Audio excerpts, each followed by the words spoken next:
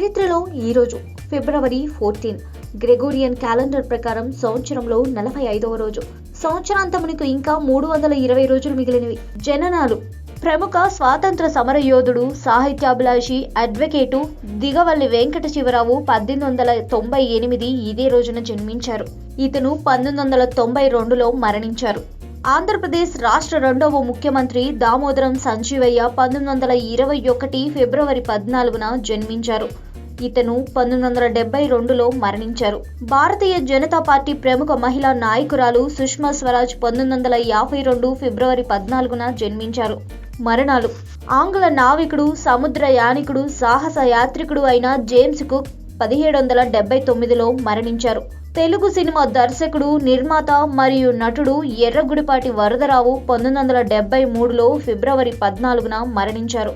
ప్రముఖ తెలుగు సినిమా హాస్య నటుడు రాజబాబు 1983 ఫిబ్రవరి 14న మరణించారు. ఇతను 1935లో జన్మించారు. తెలుగు సినిమా నటుడు సిహెచ్ నారాయణరావు 1984లో మరణించారు.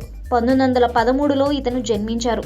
ఫిబ్రవరి 14ను ఇంటర్నేషనల్ కండోమ్ డేగా మరియు ప్రేమికుల దినోత్సవంగా జరుపుకుంటారు.